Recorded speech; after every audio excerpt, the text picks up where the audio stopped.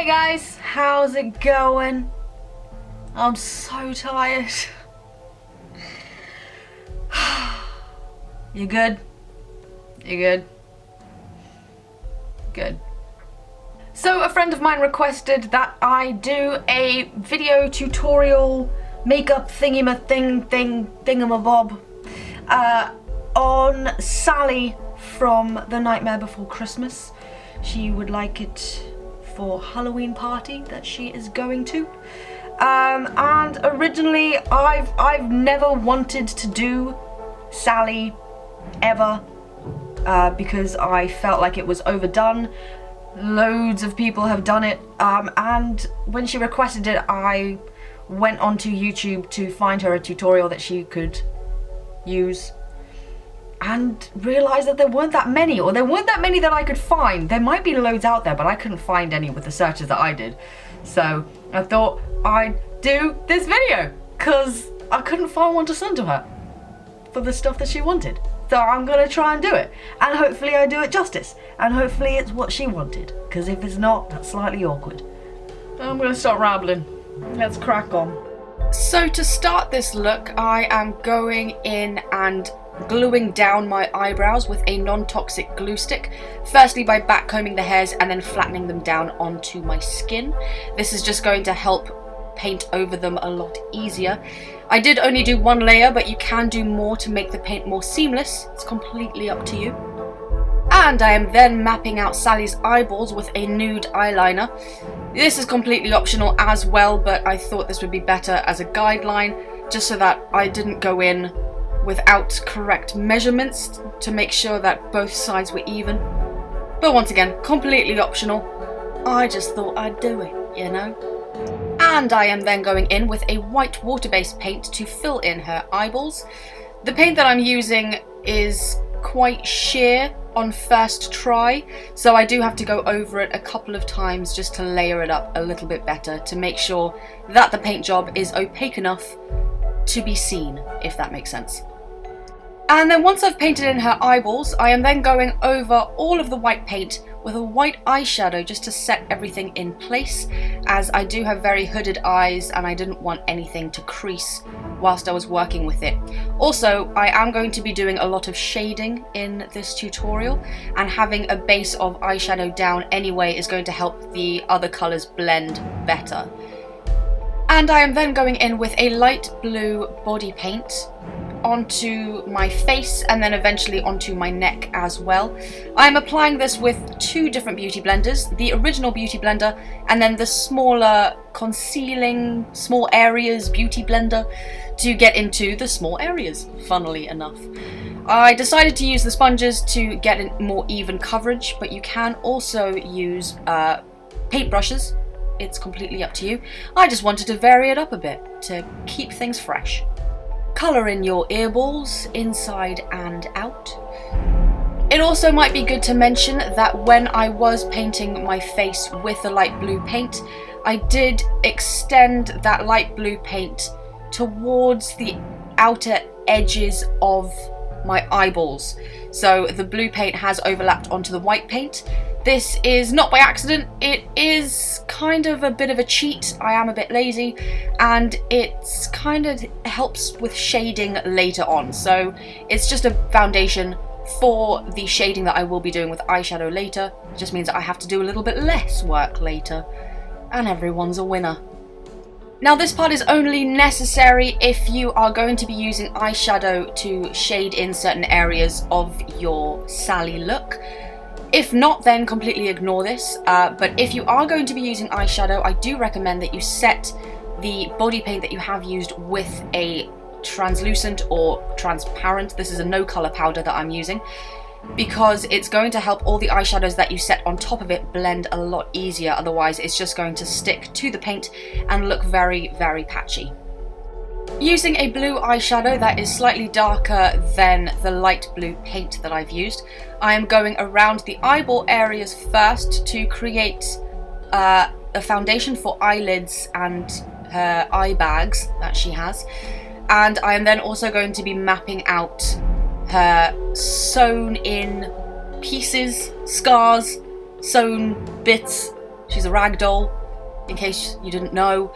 And I'm also going to be contouring her nose because she has a very thin nose.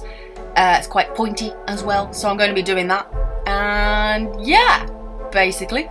Also, you can see me looking over to the right quite a lot and pausing. I am currently, in this video, watching Stick It. If you haven't seen it, it's quite a funny, feel-good film. It's pretty good. And then later on, I'm watching The Watchmen. Because who watches The Watchmen?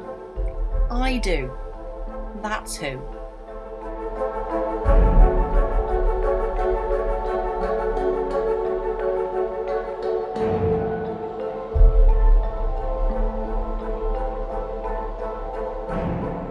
Now this part is completely pointless me showing you because it's not showing up on camera because I'm having issues with my exposure on my camera.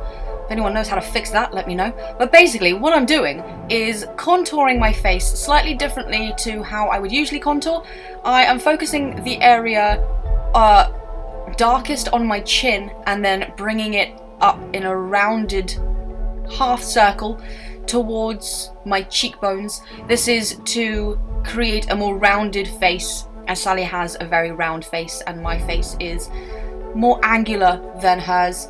And then also I am taking that blue eyeshadow onto the top of my head in the center to give it a more rounded effect.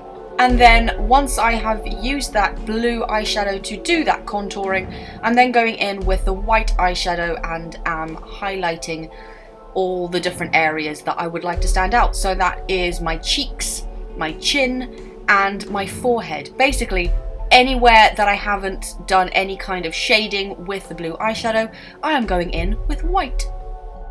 Then going in with a light grey eyeshadow, I am going onto the tops of Sally's eyeballs to give them a little bit more depth as well as to create definition for her eyelids. So where I've placed the blue eyeshadow, I'm going onto the top of this. And then for her eye bags, I am taking that light grey eyeshadow to the bottom of the shading that I've already done with the blue eyeshadow.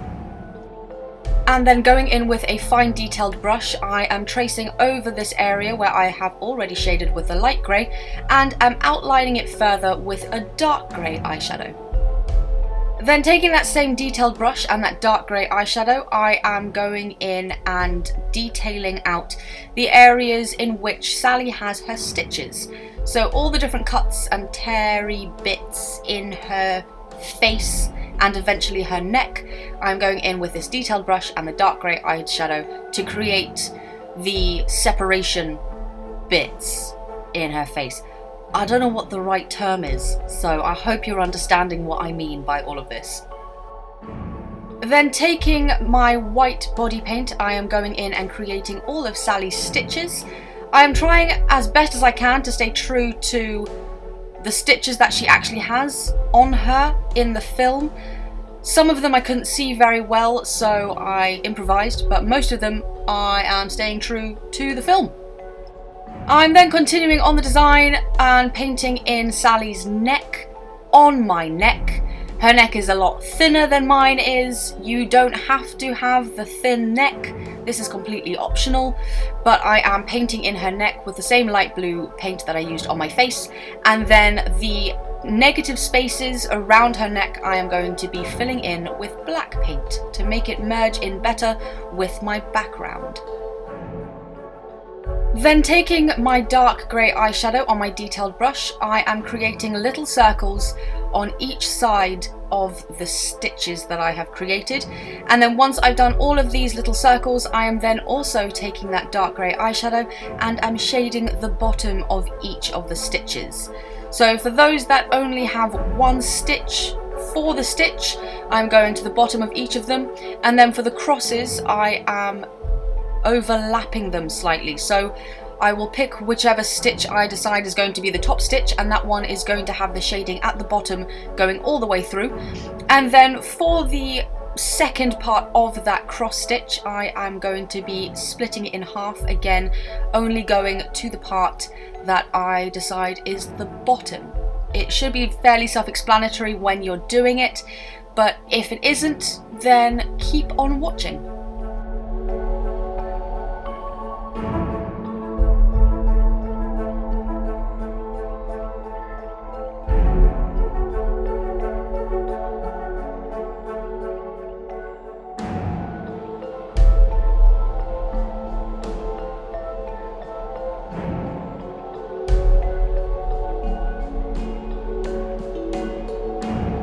Then to create the stitches on Sally's neck, I am going through the exact same process as I did with the face by firstly going over the entire design with my no colour powder, and I'm then taking my dark blue eyeshadow and am going over where I want her design to be, then going over with my detailed brush and my dark grey eyeshadow over this to create the separation in the stitching, and I'm then taking the white body paint to create the stitches, the dark grey eyeshadow to do the circles on either side of the stitches, and then to do the shading as well.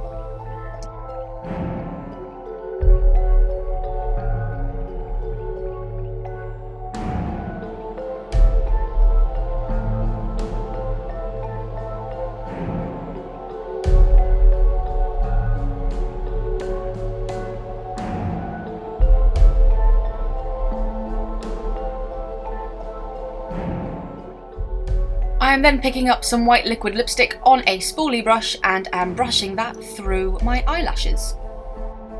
I am then tracing around Sally's eyeballs with a black eyeliner, liquid liner, to make her eyeballs stand out a little bit more.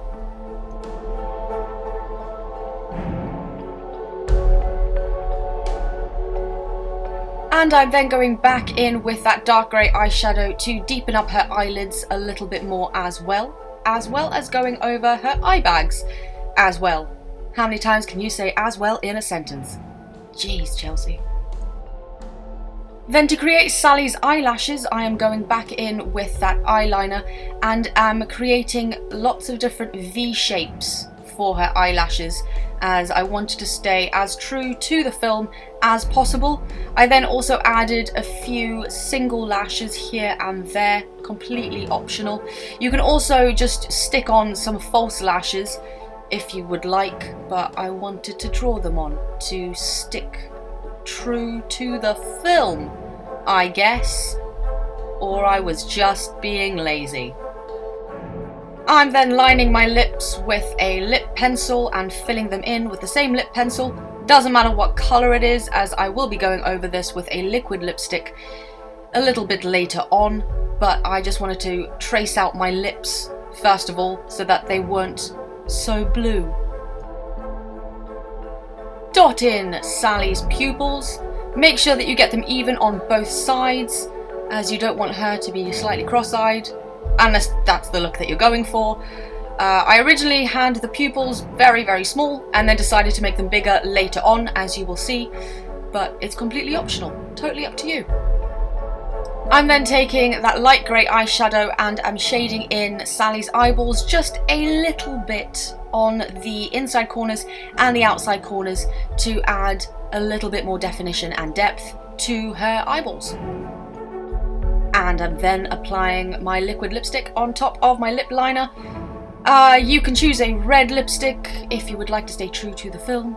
I'm going for a berry red, as the film itself is quite dark in terms of tone within the camera lighting, if you know what I mean.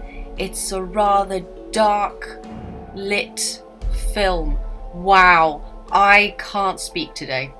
There is no terminology coming to my brain right now, but enjoy the pretty picture in front of your face. And then once I have enlarged Sally's pupils, my look is complete. So thank you very much for watching, guys. I'm about to say that in the next part. Just wanted to point out that all the products that I used today can be substituted for something different. If you only have body paints or you only have eyeshadows, you can substitute all of these for different things, so just keep that one in mind when you have a look at the product description down below. So thank you very much for watching, guys. I hope you enjoyed. If you did, make sure to give this video a big thumbs up, and if you'd like to hang around a little while longer, then hit subscribe, that big red button, and come and join our madness, because as you can tell, it's a stitch around here. All the products that I used today will be listed in the description bar below, if I didn't say so already. You can also follow me on other social media at Grin and Dagger, Instagram, Twitter and Facebook. I don't know if there's anything else I need to say. I hope I did this look justice. I hope you enjoyed. It took a lot longer than I thought it would, but I'm happy with the result. I hope you guys are too. Can you tell who it is? Is she cross-eyed? I think she might be, but I'm quite happy with her. She's cool. But until next time, guys, I hope you guys have a wonderful day. I will see you on the flip side. I'm gonna go have a shower and go to bed because I'm so tired. So, stay awesome. Bye.